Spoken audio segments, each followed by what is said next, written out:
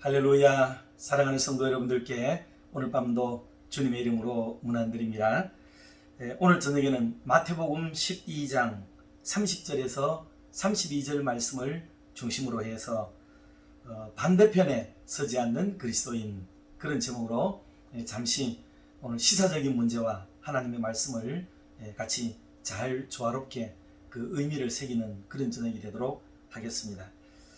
우리 교단 목사님들이 이렇게 한꺼번에 모여 있는 단톡방이 있습니다. 물론 100% 다 들어온 건 아니고요. 한 수백 명이 들어와서 한 방이 있습니다. 저는 총회에 근래에 나가지 않기 때문에 계속 그 방을 빠져나왔는데, 잘하는 목사님들이 계속 자꾸 초대를 해가지고 할 수 없이 그 방에 이렇게 또 있게 되었습니다. 그래서 교단 일과 여러 가지들을 의논할 때 같이 보기도 하고 의사를 서로 개진하기도 하는 그런 좋은 단톡방이 있습니다. 그런데 어디나 그렇듯이 좀 열심 당원들이 있지 않습니까? 그런 단톡방이 있으면은 이렇게 보수든지 진보든지 자신들이 가지고 있는 정치적 색깔을 거기다가 자꾸 피력을 하려고 하는 분들이 있기 마련이에요. 그래서 여러분들이 그 안에서 뭐 티격태격 하듯이 서로 보수 진영과 또 진보 진영이 날카롭게 이렇게 날을 세우면서 토론도 하고 그렇게 하는 것을 볼 수 있습니다. 그런데 이번에도 많은 시간 동안 이렇게 의논을 하다가 최종적으로 결론을 어느 목사님이 한 번을 이렇게 딱 찍어서 이렇게 썼습니다. 세계적 정의는 이렇습니다. 그러니 진보와 보수에 대한 정의를 그 목사님이 가지고 있는 시선으로 또 지식과 정보를 가지고 내린 결정이 바로 이겁니다. 우파, 기존 유지, 자국 중심, 좌파, 변화와 공존, 이렇게 딱 매듭을 지었어요. 그러니 누가 보더라도 우파는 기존을 유지하려고만 하고 현실에 안주하려고만 하고 자국 중심으로 이렇게 생각하고 좀 더 폭넓은 넓은 시야를 가지지 못한 그게 바로 우파다, 이렇게 정의를 내리고, 좌파는 변화를 모색하고 그리고 공존하는, 함께 더불어 사는 사회를 만들어 가려고 노력을 하는 것이 좌파다라고 이렇게 결정을 내렸다 이 말이에요. 그래서 제가 도저히 이 끓는 마음을 주체할 수가 없어가지고 저도 여기에 가담을 했습니다. 그래서 제가 쓴 글을 잠깐 읽어드리겠습니다. 목사님, 외람되지만 좌우파의 정의가 잘못되었습니다. 우파가 기존 유지라뇨? 결코 그렇지 않습니다. 일반적으로 볼 때 우파는 점진적 개혁을 추구하는 것이고 좌파는 급진적 개혁을 추구하는 것입니다. 변화 자체를 거부하는 것은 수구주의라고 하지요. 그리고 자기 민족만 알고 사는 것은 민족주의라고 합니다. 좌파에서는 보수주의를 수구주의로 혹은 민족주의로 무척 오해하고 있습니다. 한국에서는 보수와 진보가 반대로 나타나는 경우도 많았습니다. 예를 들어 박정희 대통령이 개혁을 감행할 때 김대중 등 야당에서는 이 개혁을 엄청나게 반대한 부분을 보면 오히려 박정희 대통령이 좌파적 성향을 보였고, 반대로 김대중 등 야당은 보수적 성향을 보인 것입니다. 다만 저분들의 안보관에 있어서는 박정희 보수, 김대중 진보였지요. 그러므로 우리나라에서의 진보와 보수의 문제는 주로 안보관에 관련한 것이라고 볼 수 있습니다. 이렇게 글을 썼습니다.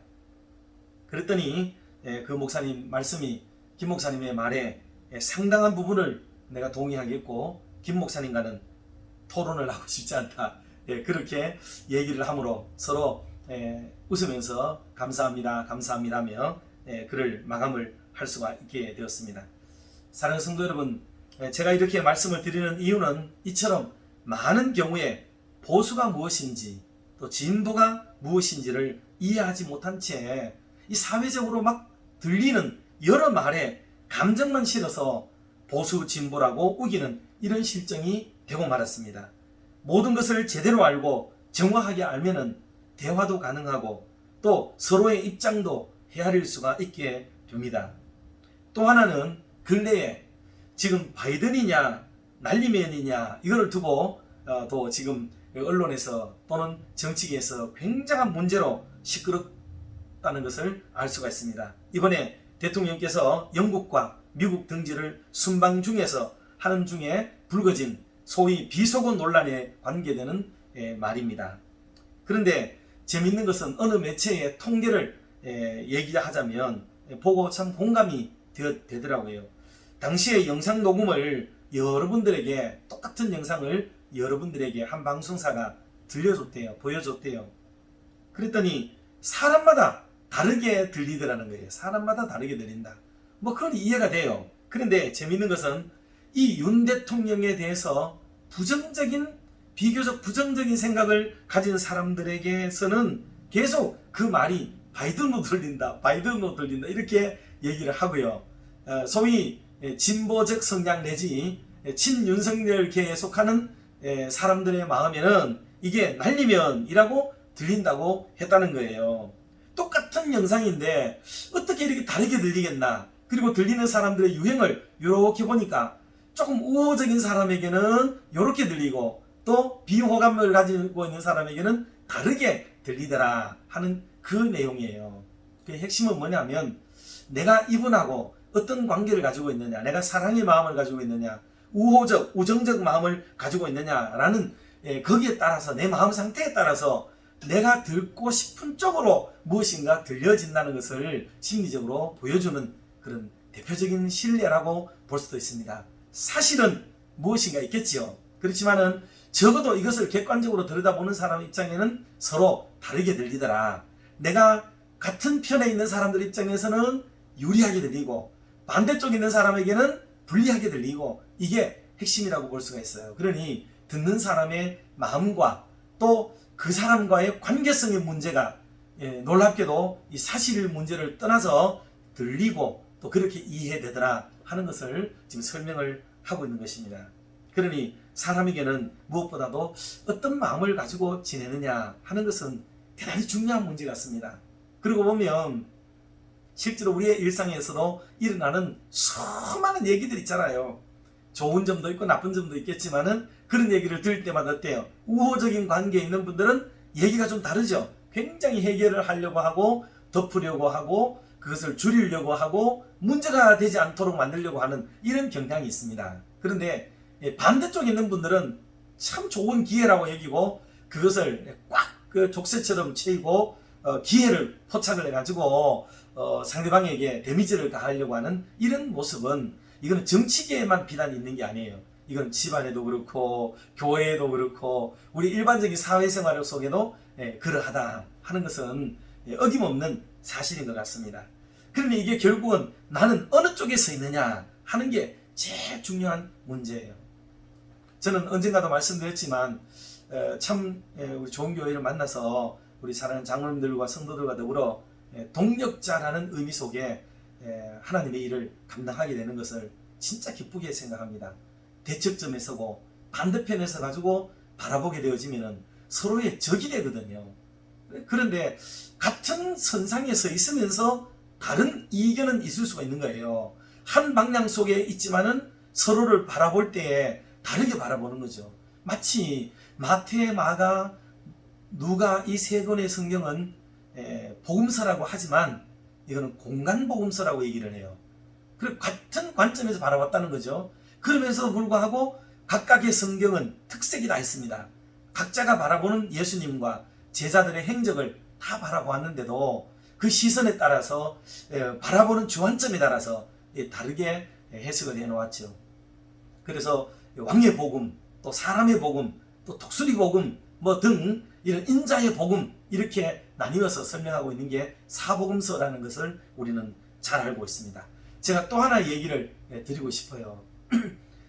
어떤 목사님의 얘기인데 목사님이 실제로 겪었던 얘기라고 해요. 어떤 목사님이 은행에 볼 일이 있어가지고 갔습니다. 아마 대출 관계였던 것 같은데 가서 창구에 갔더니 아가씨가 그 직원이 내민 서류가 있는데 꼼꼼하게 작성을 잘 했습니다. 그래 들이밀었더니 반대쪽도 있습니다 그러더래요. 반대쪽도 있습니다. 그럼 다시 내주길래 아이고 다른 쪽을 피워서 보니까 진짜 있더래요. 그래서 거기도 다 기입을 하고 다시 아래 넣어 줬더랍니다. 그리고 본인을 보고 나오는데 또 다른 안내하는 분이 얘기하기를 손님 나가는 문은 반대쪽에 있습니다. 이렇게 얘기를 하더래요.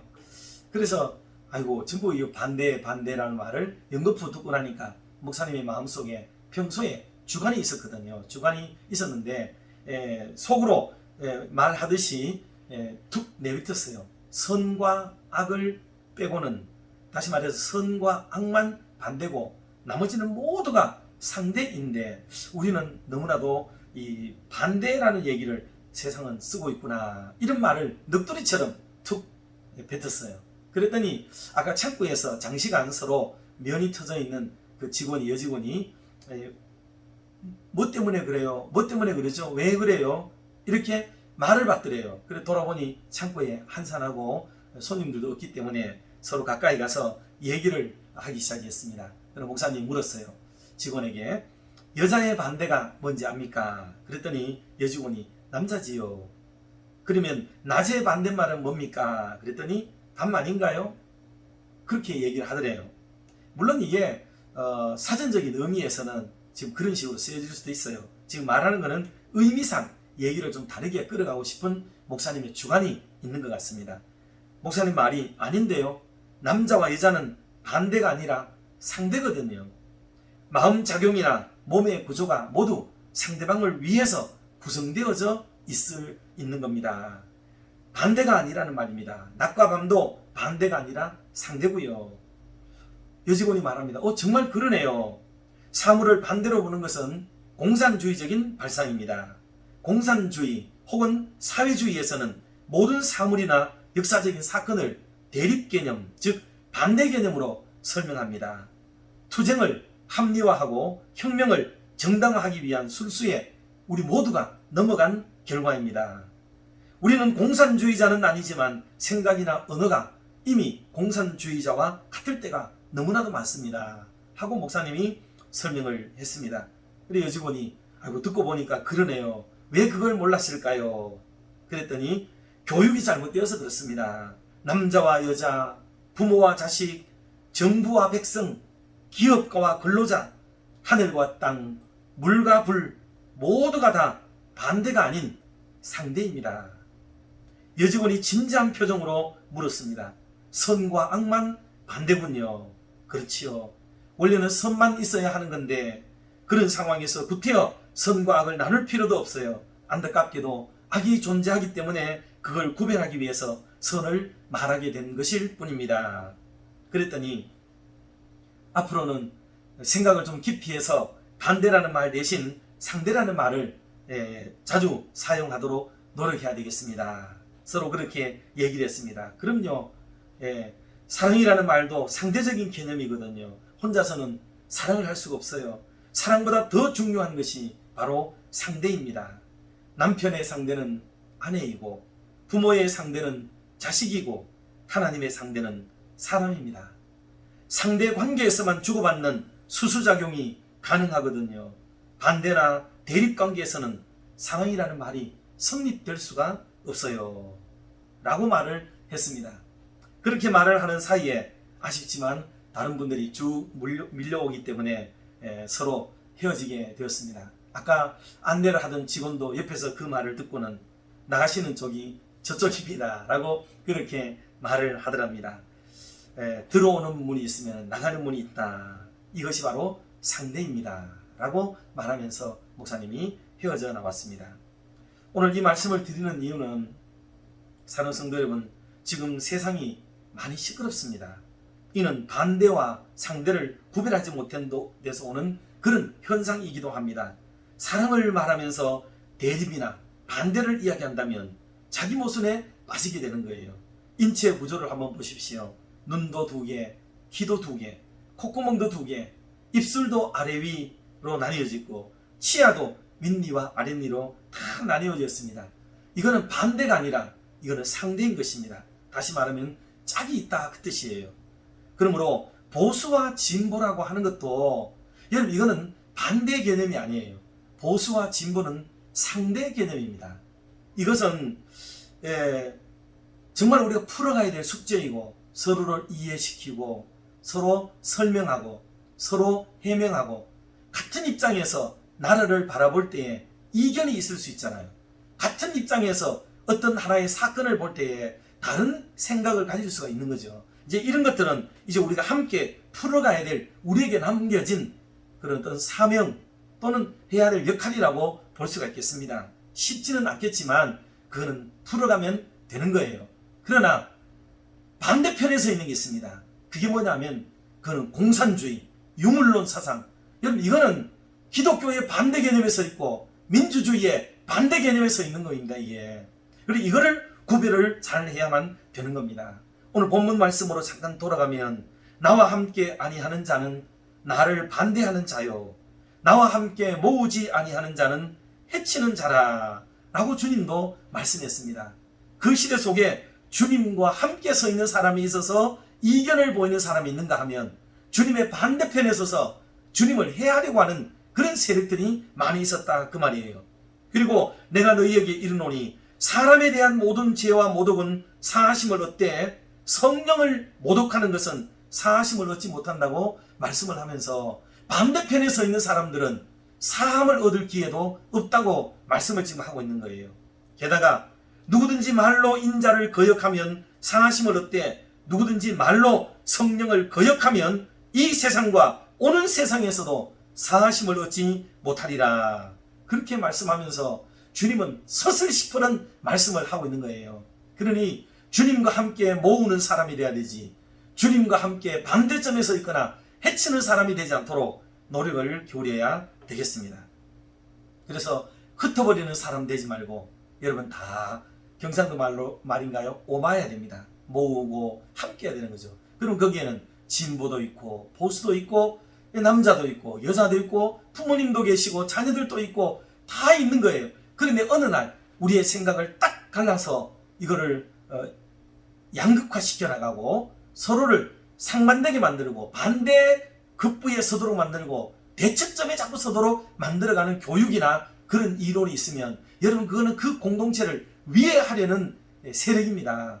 노동자들이 일을 하러 들어갈 때는 그 회사를 통해 가지고 자기가 수고하고 거기에 대한 삭스를 받아 가지고 그렇게 우리의 인생을 살려고 들어갔어요. 그런데 갑자기 거기 들어가서 이상하게 노동자와 고용주를 척을 지게 만들고 갈라버리는 세력이 일어나게 됩니다. 여러분 이거는 나쁜 거예요. 그건 진보든지 보수든지 아주 그건 나쁜 겁니다. 이게 유물론 사상과 공산주의 사상에서 비롯되어진 이 종목주의 사상에서 따라 나온 것들인데 여러분 여기에는 넘어가지 말아야 되는 거예요. 교회 안에도 여당 비슷하게 야당 비슷하게 이런 어떤 생각을 가진 분이 있을 수 있습니다. 그러지 않으면 좋겠지만 그러나 그런 것들은 서로 해결하고 기도하고 풀어가야 될 숙제인 거예요. 그러나 반대 개념에 서가지고 대척점에 서려고 하는 것은 이거는 매우 잘못된 일이며 이건 악의 종이 될 우려가 굉장히 높은 그런 것이 될 수가 있습니다. 그러므로 주님께서 이 문제로 굉장히 고민하셨고 힘들어하셨고 아파하셨던 게 분명합니다. 그러므로 오늘도 우리가 자신을 한번 잘 돌아보며 나는 교회 편에 서 있는가, 하나님 편에 서 있는가, 목사 편에 서 있는가, 성도들 편에 서 있는가. 우리는 서로의 편에 서서 서로를 함께 돌보면서 나아가야 되는 파트너십, 동력자, 가족, 그런 믿음의 권속이 돼야 되지. 여러분 서로를 해치고 흩게 만들고 상해를 입히게 만들고 나쁘게 하는 그런 데 서지 않도록 우리 스스로들이 조심을 해야 되겠습니다.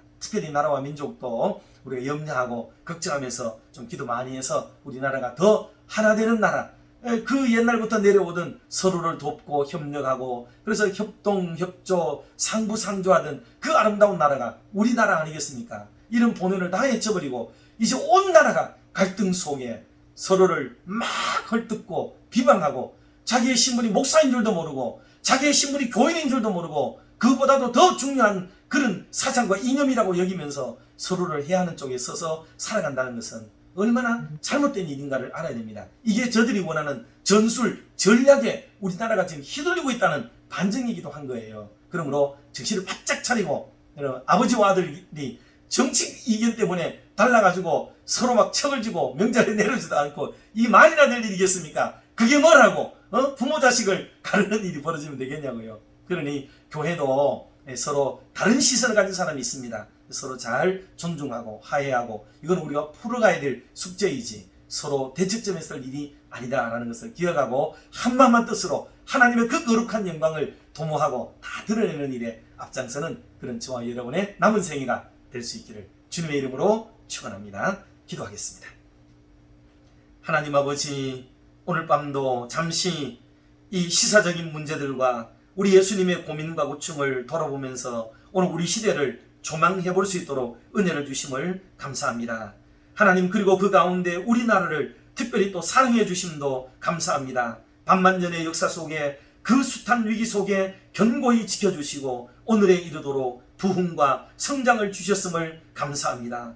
역사의 분수령 때마다 도우시고 역사해 주셔서 우리나라가 오늘에 이르게 된 것 하나님의 은혜임을 알고 감사합니다. 그러나 이 땅에는 편견과 반대 개념이 너무나 넘쳐나고 있습니다. 함께 격려하고 도우며 보충해서 바르게 세워가야 할 상대를 적으로 대하는 반대 사상이 너무나 창궐하고 있습니다. 이런 모두가 하나님 없다 하는 유물론적 사고방식과 하나님 자리에 사람이 차지하고 있는 공산주의적 사고방식으로 인해 인한 폐해이온데, 주님, 우리나라를 불쌍히 여기셔서 더욱 건강하고 상부상조하는 우리 민족 본래의 아름다운 나라로 세워져 가도록 인도해 주시옵소서. 특별히 세우신 윤석열 대통령님과 보좌관들, 그리고 모든 국무위원들과 국회의원 한 분 한 분에게까지 같은 마음을 주사 한 마음으로 국정을 돌보며 일치된 마음으로 나라와 국민을 잘 살피시도록 인도해 주시옵소서. 우리 교회와 교계까지 파고든 반대 사상들이 무너지게 하시고 교회들이 올바르게 서게 하여 주시오며 서로를 하나님께서 붙여주신 귀한 상대인 줄 알고 존경하며 섬기며 주님의 나라를 교회 안에서 잘 세워가도록 인도해 주시옵소서. 하나님, 우리 교회 안에서 자라나는 다음 세대들에게도 더욱 함께해 주셔서 저들이 올바른 것을 분별하여 바르게 자라서 이 시대와 민족 그리고 세계 앞에 존귀하게 쓰임받는 동량들로 잘 성장하도록 인도해 주시옵소서. 이제 다가올 정교인 한마음 체육대회 위에도 은혜를 베풀어 주셔서 온 성도가 이런 기회를 통해 하나가 되어지고 서로 협동하는 은혜와 그 아름다운 정신을 배울 수 있도록 도와주셔서 우리 교회가 다 하나님의 영광을 도모하는 좋은 교회로 성장하도록 인도해 주시고, 그래서 이 행사를 준비하는 위원장 장로님과 모든 위원들에게 놀라운 은혜를 더입혀 주시옵소서. 또 다가오는 우리 고3 수험생들의 수능일도 있습니다. 하나님이 기억하여 주시고 우리 14명의 학생들이 하나님 집중해서 잘 마무리하고 이 시험에 잘 임하여서 나라가 찾는 귀한 일꾼들로 하나님 계속해서 학업이 연장될 수 있는 은혜도 허락하여 주시옵소서. 오늘 밤에도 우리 연세 많은 어르신들과 한우들을 특별히 사랑하여 주시고 각기 있는 처소처소에서 주님의 보살핌을 덧입는 복된 저녁이 되도록 인도해 주시옵소서. 이 모든 말씀을 예수님의 이름으로 기도드리옵나이다. 아멘. 감사합니다. 사랑하고 축복합니다. 평안한 밤 되세요.